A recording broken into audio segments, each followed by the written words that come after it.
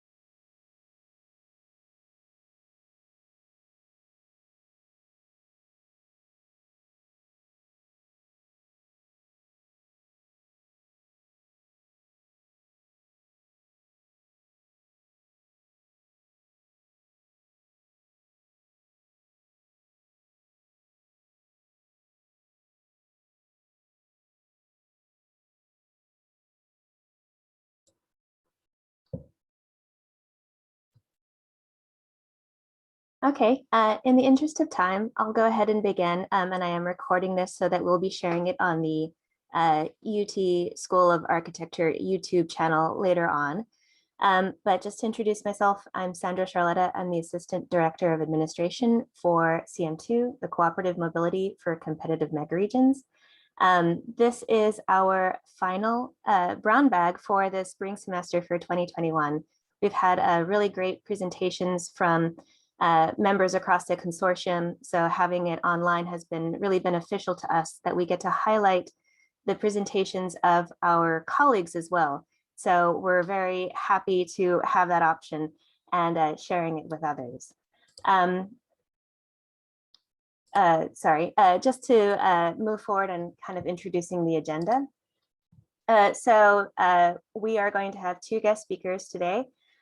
First, we're going to have James David Fuller, who is with the LSU Master's Program in Transportation Engineering, and he will be doing a presentation on disruptive events in megaregion emergency evacuations.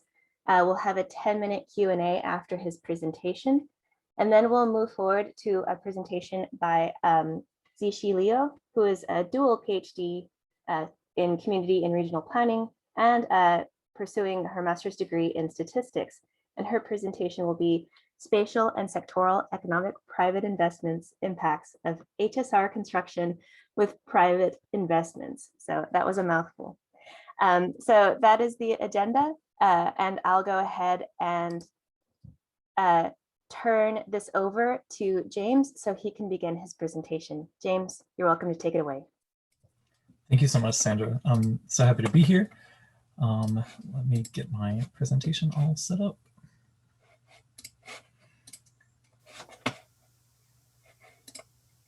Okay, Awesome. Well, she said, my name is James David Fuller. I am here with Mohammed Shapuri and from the Gulf Coast Center for Evacuation and Transportation Resiliency. And I would love to talk to you today about our work in disruptive events in mega-region emergency evacuations.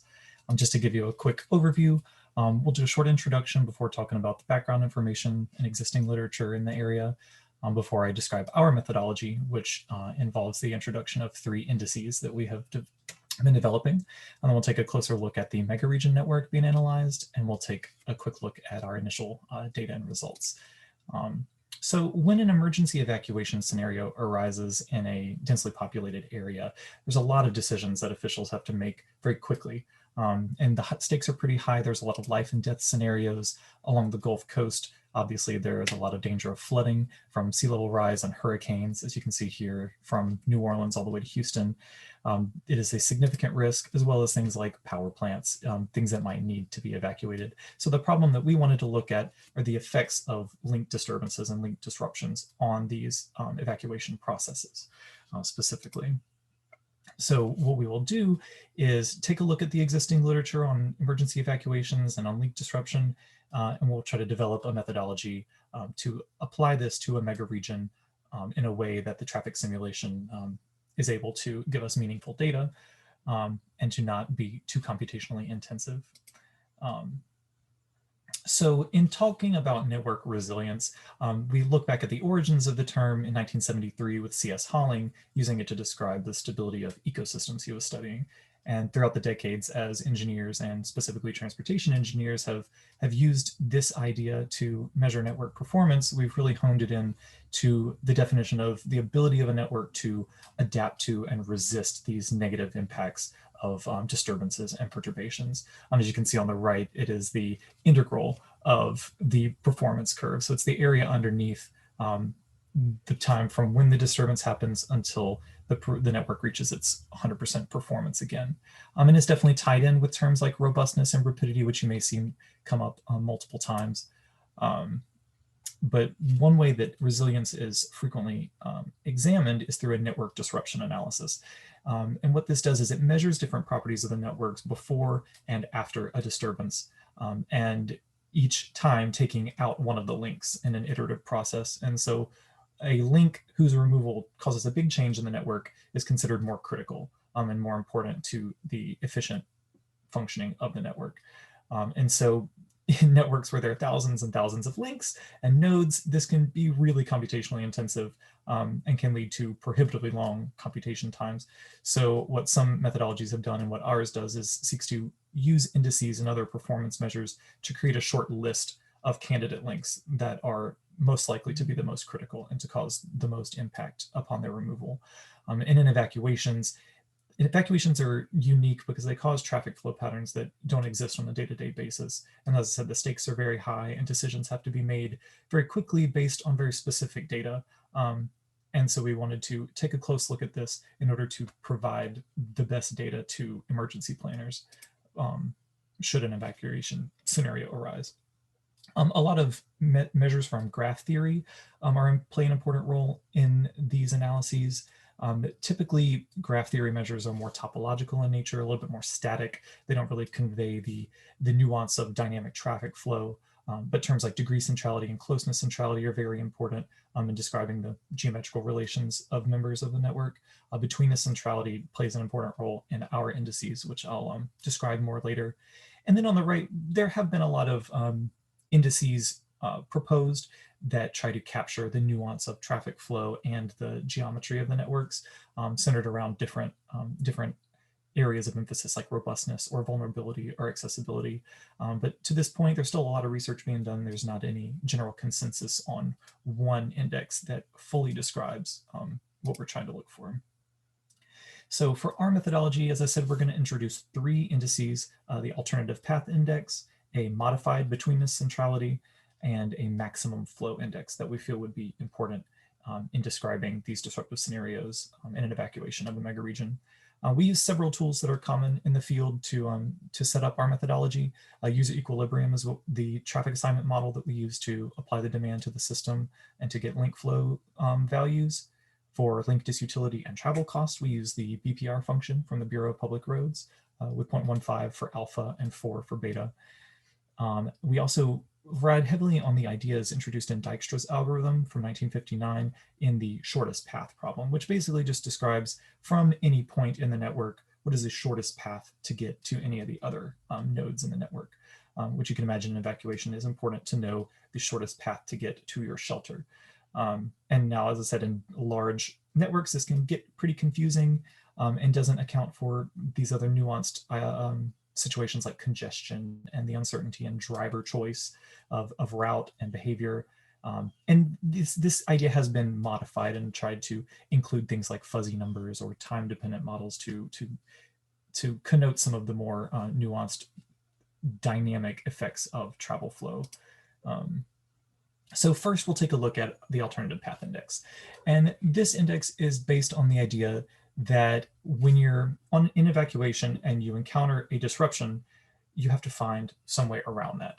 And there may be a short detour available to you that's a very efficient reroute. There may be a very long, inefficient route, or there's a case where you may not be able to reach your destination at all because there are no alternative routes. Now we call that an isolating link, and it's a kind of special case that will come up a couple of times. And when I'm talking about alternative paths here, I am talking about unique paths that don't share any links, just so that they can be studied independently of one another. So it really just tries to get a sense of when there is a link closure, the ability of those other paths to accommodate the displaced flow from the disrupted link. So we can start looking at this index by looking at this difference of fractions. And basically what it is a before and after of a V over C ratio, a volume over capacity. Now we've complicated it with a couple more terms that I'll describe, but that in essence is what it's trying to connote. We can take a look at a quick little illustration of link IJ with two alternative paths, one in yellow, one in blue. Just to describe our methodology, the first step that we do is we try to find the bottleneck location, which is just the link along those alternative paths that have the highest V over C ratio. So it's the most congested part of those alternative paths that will feel the additional travel the most. And then I simplified that by just imagining those bottlenecks as the alternative paths. And so now each of those has a volume assigned to it and a capacity that it is capable to handle. And if you sum up these volumes and sum up these capacities, that represents this second term of the equation down here, the before, because there is no disturbance quite yet, but it does describe the total capacity of this system and the total volumes flowing across it. And so once the link is disturbed, you'll notice that the overall capacity of this little system decreases because link IJ is now not capable of carrying any cars, but the volumes are still the same because all of those cars originally destined for node J are still trying to reach it just by an alternative path. So yeah, the after minus the before just shows the impact of the closure of the link to the V over C ratio of that little network. Now, the probability function, these sigma p's that are involved in the V's and C's in the ratio, are meant to weight the alternative paths. You know, if you have one path that's very short and efficient and one that's very long and inefficient, drivers are more likely going to choose the short efficient path. And so I wanted to reflect that in weighting those paths more. So the less costly paths are more probable of being used. The alpha value 8 was calibrated. If the alpha value is too high, it automatically assigns 100% of the drivers to the shortest path, regardless of how close it is to the other costs of the other paths. And if it's too low, then it evenly spreads out the drivers across each alternative path, regardless of differences in costs. So there's a breakpoint in the middle that must be calibrated to give meaningful values. And similarly, the nmod function there in the denominator similarly weights the alternative paths by their cost instead of giving equal weight to paths of vastly different costs. The cheaper paths will count for more and the more expensive inefficient paths will count for less. And this K1 value just refers to how many shortest paths between each OD pair that we are analyzing. We are just choosing K equals 1, which is just the shortest path between each of the OD pairs. Then we have the lambda, which is a road classification coefficient, which is meant to weight the different types of roadways by their overall capacities. So the local roads, the smaller roads, will count for a little less, and the freeways and the more important arterials and interstates will count for more. And so these range in value from 0.5 to 1, with the local roads being at the, we just showed an example here of if you have 4 different road levels, you can have 3 different load levels or different, but this is just an example of some values that we calibrated. And this last one inside the parentheses is delta I, which is the isolating link activation variable. So this will equal 0 if there is at least one alternative path. But if it is an isolating link and if no alternative paths exist, that will equal 1, which will cause the equation to simplify down to this form seen below, just lambda plus BC mod, which I will describe now, which is also our second index, that is the modified betweenness centrality. So I mentioned betweenness centrality earlier, and normally, in case you're not familiar, what it denotes is the number of shortest paths that a link lies on compared to the total number of shortest paths in the network. As I've mentioned before, it's a graph theory measure, so it's mainly topological and more geometrical in its meaning. And so we have tried to include the dynamic effects of traffic flow by multiplying it times the fraction of the total network flow that link ij carries. Now, normally, so these are 2 fractions that are pretty smaller than 1. So we have normalized those values to get them up to a meaningful value to be able to use in this equation. And for the third and final index, the maximum flow index is being proposed. This is based on the minimal cut theorem by Ford and Fulkerson back in 1956. And basically what that says is when you have a network with a source node and a target node, if you make cuts across that network and add up the capacities of the links you're cutting through, if you find a minimum through that method, that represents the maximum amount of vehicles that you can push across a network. It kind of works like a network bottleneck. And we can see how this would be very important in an evacuation when you're trying to push as many people out of harm's way as possible. This index seeks to really hone in on that. We can see it also has a before and after difference, similar to in the API, the alternative path index. So phi STB is the maximum number of cars being able to go through a network from a source node to a target node before a disturbance. And then phi STA is the amount of cars pushed from a source to a target after a disturbance. And then we multiply times the fraction of total network flow that link ij carries, similar to in the betweenness centrality measurement. I can give a short little illustration to show how we do it on this little sample network. So if we're trying to move cars from A to E, then we're going to make some cuts kind of experimentally, there's a lot of ways you can do it. We'll just compare the values and find a minimum. In this case, it is 10 vehicles an hour because that was the lowest value that we could find going from A to E. And then we will redo that analysis with a link removed. So link A to C has been removed, and we'll make similar cuts and see if that has affected the lowest number available. And sure enough, 7 is now our maximum flow. So the maximum flow went from 10 down to 7 between A and E just because of the removal of that one link. And so we tabulate all the results like this. And with the summation, you just take the before and afters of each of those OD pairs and add up their effects and then multiply times that fraction of flow. And you get your index value. So we'll take a look at the megaregion that is being analyzed, and is the Gulf Coast megaregion from Houston all the way over through New Orleans. Now this is a huge area with a very large population, and especially being along a coast, they're vulnerable to sea level rise, dangerous tropical systems. There's a lot of things that could cause evacuations to become necessary. And in an area like this, it is a very risky and complex and costly maneuver. And as I said before, rely on very specific information, and life or death decisions have to be made. So we have developed this model in TransSims, which is an agent-based travel simulator. And it takes a large area like this, but looks at it at a microscopic level. So you can really get a lot of detail in the results. And as you can see, there are over 23,000 nodes in the megaregion. There's almost 35,000 links across the whole thing. You can see about half of those are in Houston. So Houston is very dense and has a very large population compared to the other cities in the megaregion. And we can see a little bit of how that affects some of the geometry of the network. And now this is under normal operation. This is not during an evacuation, but on the left, you can see closeness centrality measured across the network. This is the average path from a node to all other nodes in the network. So although Houston is located at the western end, you can see that the most close nodes and links are in Houston just because of the sheer number of them.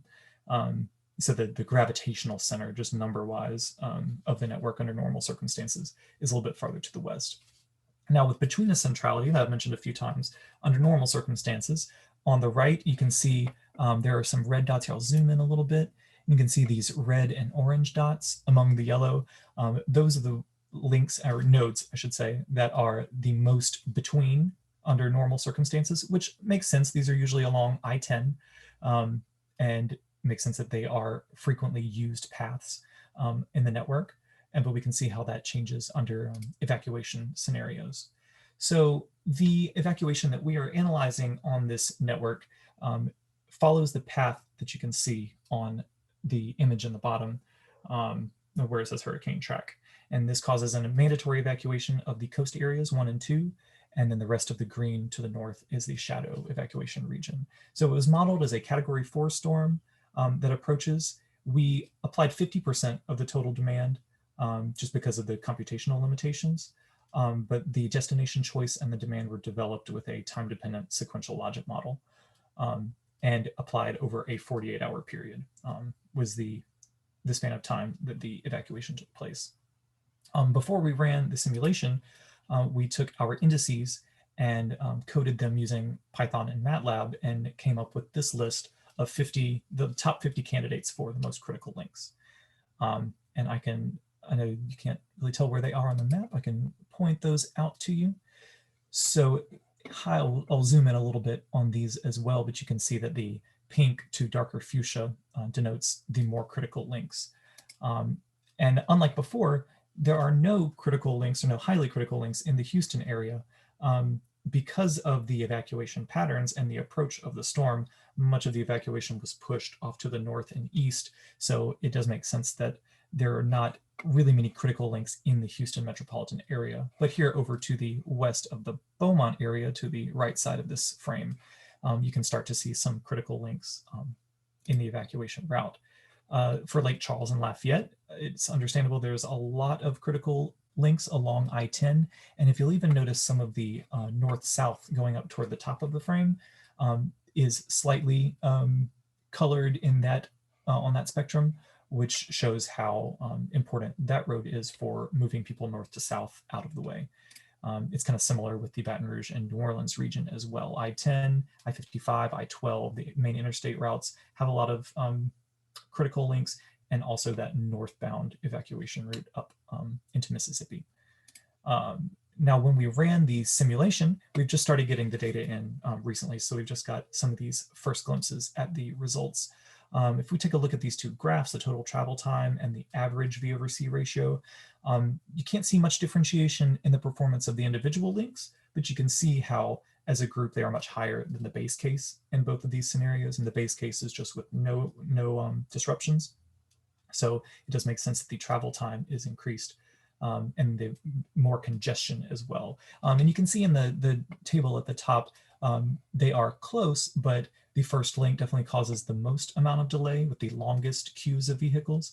And then after that, there's a pretty clear downward trend all the way down to the base case, which is significantly lower, which is what we expected.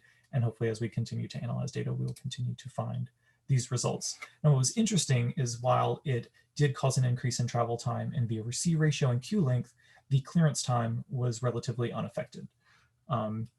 As you can see here, all of the values are pretty much following the same curve.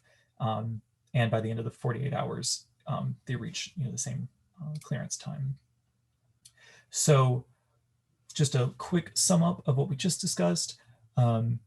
We found our list of most critical links and have been running them through our simulation. And while we have noticed increases in travel delay and queue length with more travel time and more congestion and V over C ratios, there is no noticeable impact on clearance times. Now, there may be some connection between the difference in departure time and clearance time, and also the effect of removing multiple links from the system is definitely something we hope to study and have more information on here in the coming weeks. We just weren't quite able to get it finished for today. So thank y'all so much for your attention and for having us again. I would love to answer some questions if you have them.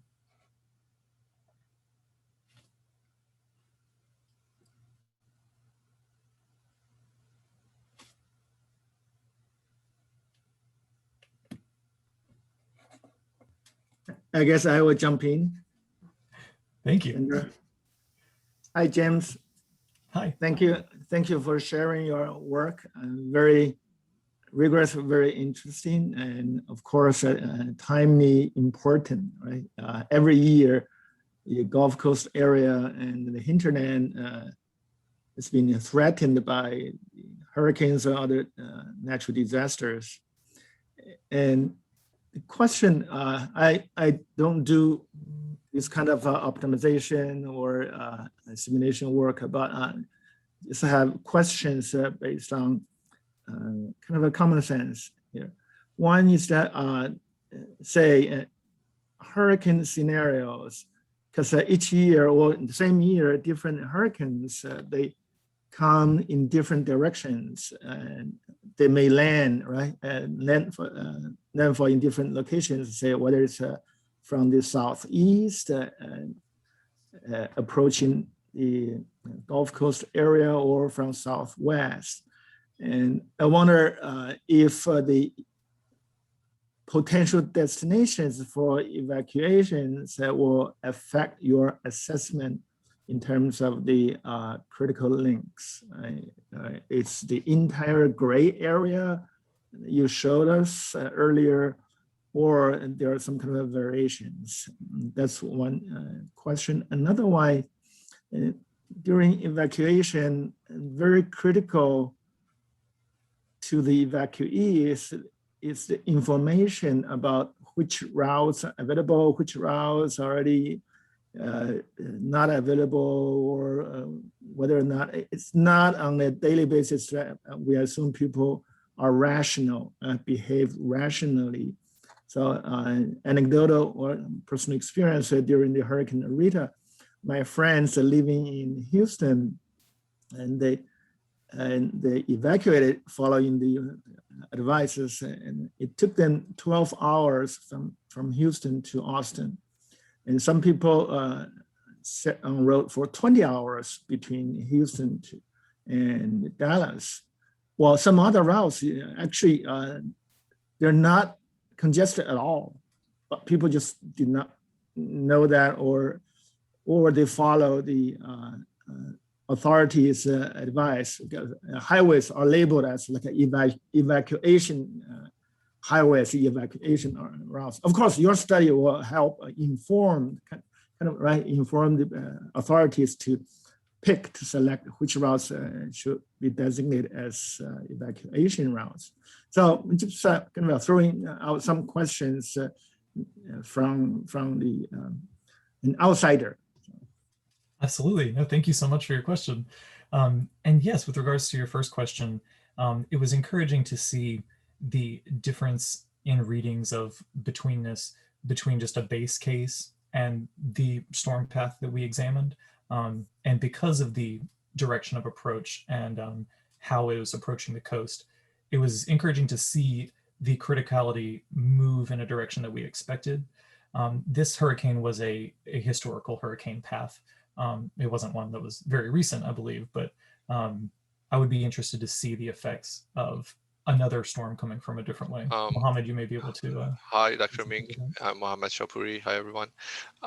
Regarding this indices that we proposed, our model is based on TDSLM logit model, which picked the destinations and the time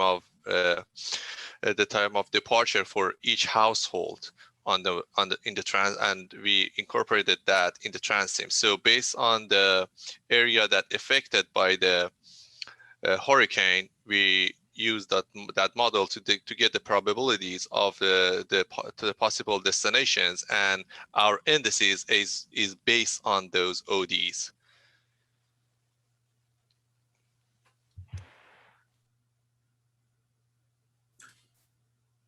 Thank you. And well, the destinations, sometimes authorities recommend destinations, right? Advise where people should go, evacuate. Well, in most cases, people just look for friends, for relatives or friends in the places where they can find, they can seek shelters. Yeah. The model, if I remember correctly, is based on some historical evacuation and the place of shelters. So it gives you the nearest shelter to each household and give it the most probable outcome based on that. Thank you. But yes, it is true that in a mega region where you have these multiple metropolitan areas, there can be some overlap in some of the paths from and to different shelters. And also you did mention like information dissemination, and I've done some reading on different ways that authorities can give information to drivers. But that is definitely a whole area of research as well. But indeed, the situation issues like this, evacuation due to natural disasters, it has to be dealt with in a scale much bigger than a city, a single metropolitan area. So in this case, crossing states, 2 or 3 or even more states. Right, exactly. Yeah, I grew up on the Gulf Coast in Corpus Christi, Texas. So in a smaller town outside of what is described in the mega region. So it's, it's always for evacuations, it's from I-37 to I-35, and I-35 has very few outlets. So if you're trapped on I-35, you're trapped. So, so it's just like determining, like, do you really want to head to San Antonio for shelter, or are you going to go to Laredo? Like you have to make those decisions because it is, again, outside of the major arteries of the mega region in the Gulf Coast, Texas area. So I'm always really fascinated by these modelings because it's just like, it's whatever information is helpful. Yes, it's actually representing that you don't have any alternative links. You are on the freeway, which is more critical during an evacuations because most people use freeways, and we calculate the critical links, the list of critical links before any evacuation. So policymakers have a list of their priorities beforehand.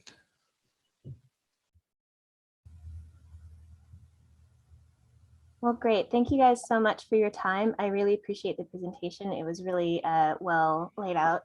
Thank you. So we're going to go ahead and move forward with our second presentation. Oh, great. So I'll go ahead and introduce Ziqi Liu, who will be making her presentation on spatial and sectoral economic impacts of HSR construction with private investments. So Ziqi, please take it away. Hi. Can you all hear me and see the screen? Yeah, absolutely. Okay, cool. Because there's something wrong with my laptop, so I need to log into by 2 devices. Kind of weird. Yeah. I'll start my presentation about the spatial and sectoral economic impact of high-speed rail construction with private investment. And this is a case study based on the Dallas-Houston high-speed rail line. So first, I will introduce the importance of the high-speed rail economic impact and the 2 high-speed rail proposals in Texas Triangle. And I will introduce the methodologies I used for the economic impact estimation. And next, I will illustrate the modeling result based on 3 scenarios and the conclusion. So the high-speed rail construction is quite controversial in the US because of the high cost, but there are still some private states like the California, Texas, and the Northeast corridors that have some plans or some pre-constructions based on the high-speed rail. And this study based on the Dallas-Houston high-speed rail, which is currently constructed by a private company called Texas Central. And for the high-speed rail plans in the Texas, For now, there are two proposed lines. One is the Dallas-Houston line, another is the Dallas-San Antonio line. And for now, Texas Central has been working on the Dallas-Houston line, and they have also released the reports on the economic impacts. But what they have is only an overall economic output. But as the planners, we're more interested on how those economic impact distributed along the Texas as well as the corridors. So our research is based on the total input the Texas Central released, and we kind of built 3 scenarios based on their total input and to see how the output generated among the Texas. So for the methodology of economic impact analysis, we compared three models: the cost-benefit analysis, the input-output model, and the multi-regional input-output model. And we finally settled on the multiple regional input-output model because it can calculate the inter-regional transactions by sectors, and it also can map out the regional regional transactions based on the county level. So here's a brief introduction of the input-output model, which captures the direct, indirect, and induced effect based on the input. So direct effect are those who occur to a firm that export the additional goods or services. Like for a sawmill, the output will be the plants they produce. And the indirect effect are the involved sectors, like the transportation and utility when the sawmill producing a plant, and also the payroll. And the induced effect or the consumption effect are the household spending based on the additional income in the local area. So normally those data get from the type 1 multiplier and type 2 multiplier. And all those multipliers are pre-collected based on the existing industrial transactions in a region. Because to have this model, it requires a lot of data. So only large companies or the public sectors can maintain those kind of things. For now, there are 3 packages for the input-output model, which are Implant, the REMI, and the Ramsey. Because the Implant has additional packages on multiple regional input-output analysis. So for this analysis, I choose the Implant with the MRIO package. And the MRIO package is that besides the direct, indirect, and induced effect in the regional A, it also captured the trade and commuting about those indirect and induced effect with region B. So which has some backward forward transactions. So the advantage of the MRIO is that it can improve the regional specification and limit the aggregation bias. And it can examine the interconnected of the multiple regions, and it can track the leakages from the study region and determining the impact of created in other regions. So based on this methodology, I designed 3 scenarios. The first one is a general output in the Texas state with a longitudinal input. Based on the report from the Texas Central, they have promised a 5-year construction and 20 years operation to calculate the economic output. And I used the same scenario for Texas for scenario 1. And for scenario 2, I looked into the sectoral difference between the metropolitan and rural areas. So under this scenario, the longitudinal input are the same, but I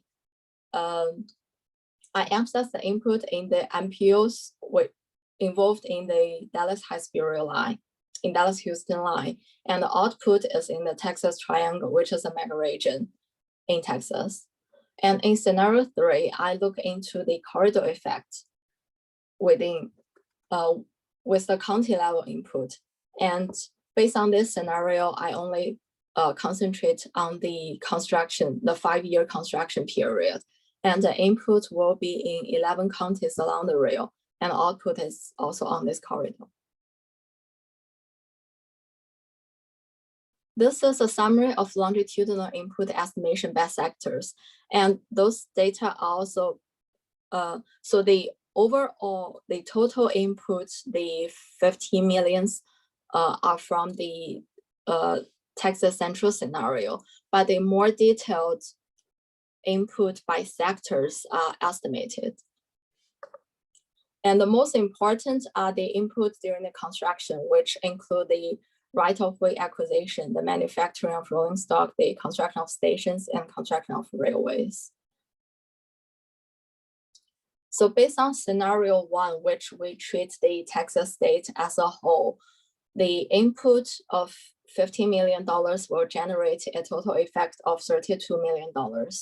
And the top 10 industry affected will be construction of the highways, the real estate, the construction of the non-residential structure, which is basically the train stations, and the maintenance, the management, consulting services, the railroad and rolling stock manufacturing, the wholesale trade, the full services restaurant, employment services, and the environmental consulting.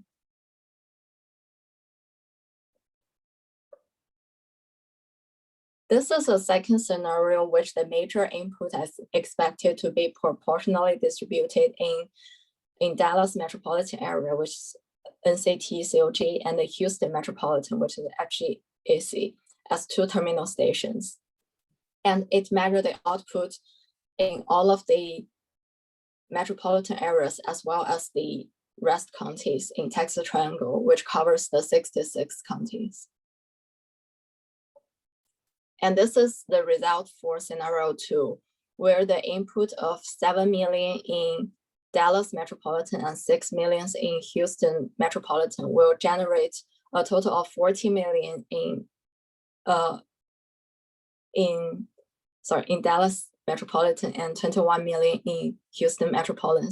And we can also see all those from the second line are the leakages from the input region to the rest of Texas Triangle. And those are the top 5 directly and inducedly affected industries in each metropolitan and the rest of the counties. So this figure captures the leakages from the Houston, Dallas to the rest of the Texas Triangle. So we can see first, I have to specify that in this figure, I didn't capture the output in their own region. All I have shown is the output from Houston, Dallas to the rest places. So you can see that Houston actually generated a little bit more output to the other places than the Dallas metropolitan area, which goes to the Campo, which is the Austin metropolitan, and the AAMPO, which is Houston. And this Brazil is a small county, but it has intermediate stations along the Dallas-Houston way. This is Brazos, and the Texas A&M, the college located there. Oh, sorry. And this is what the rest of the county gets. So you can see that the rest county could capture almost 1/3 of the output from the Dallas and Houston, the 2 major input metropolitans. In the scenario 3, I looked into the corridors. In these scenarios, the total investment on the total investment of right-of-way acquisition and railroad construction are proportionally distributed in 11 counties along the way. And this is the proportionally distributed income based on the railway length. And those are how they are distributed based on each county, including the right-of-way acquisition, track construction, and the station construction. And this is a matrix of the output, input, and output. So we can see that the Freestone County and the Lyon County have higher interconnectivity, while the Waller have a lower interconnectivity.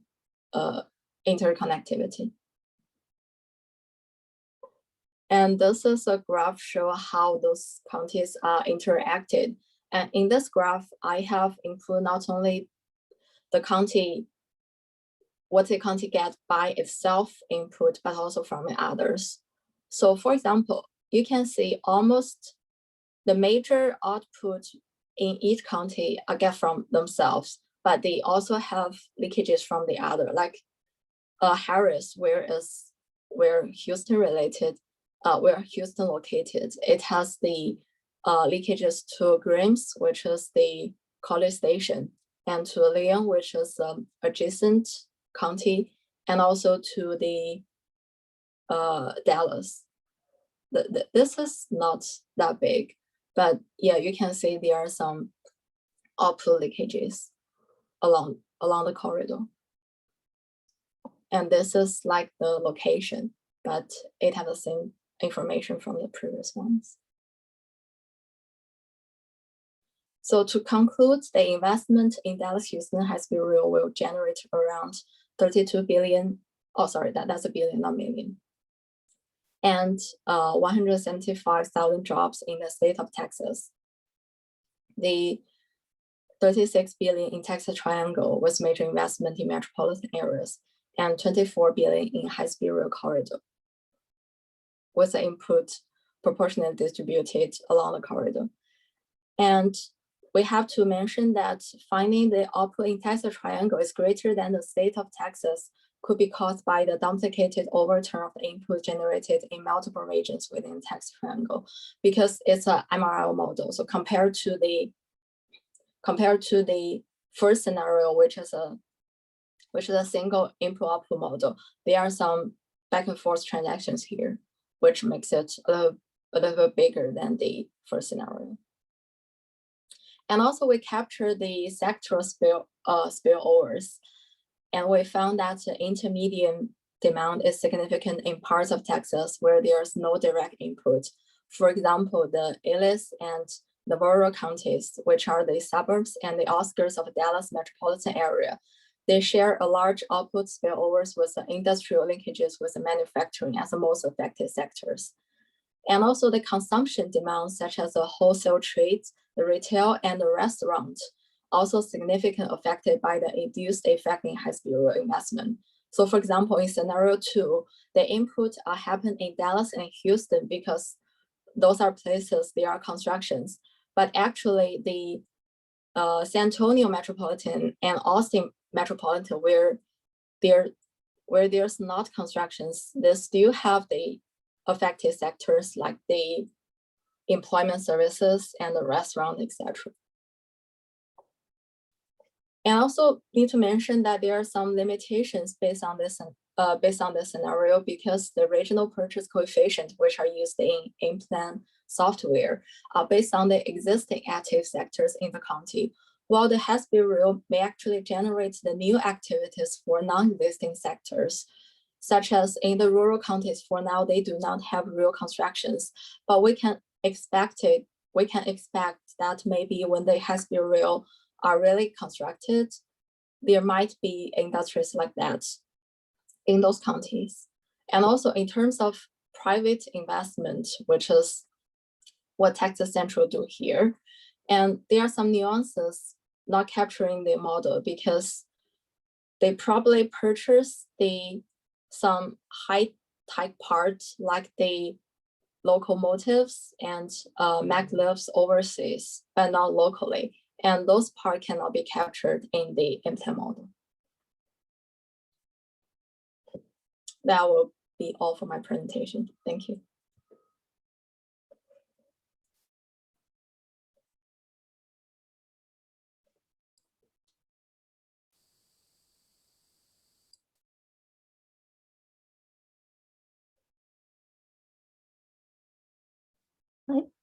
Thank you so much, Ziqi, for your time and presentation.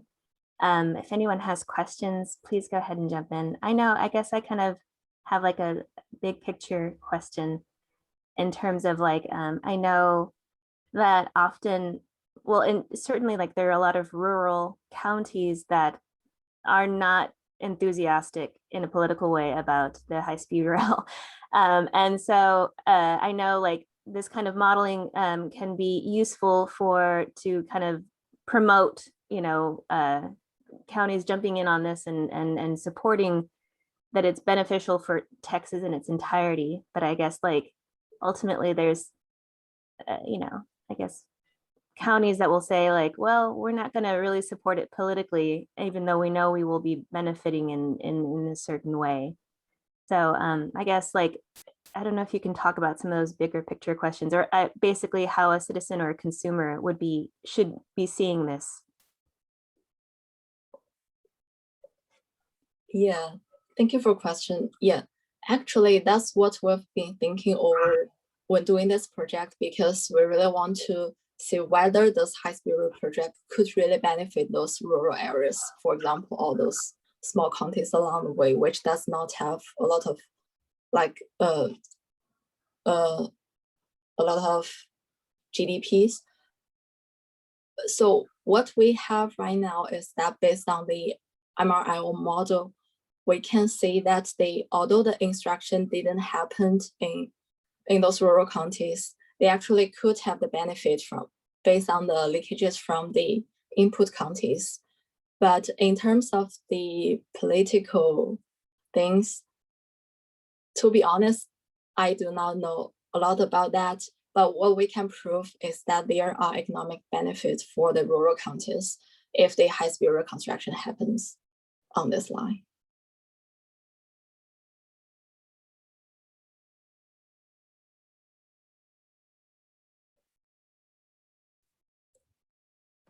If I may add, thank you, Sandra, for the question. Actually, it's a very important one.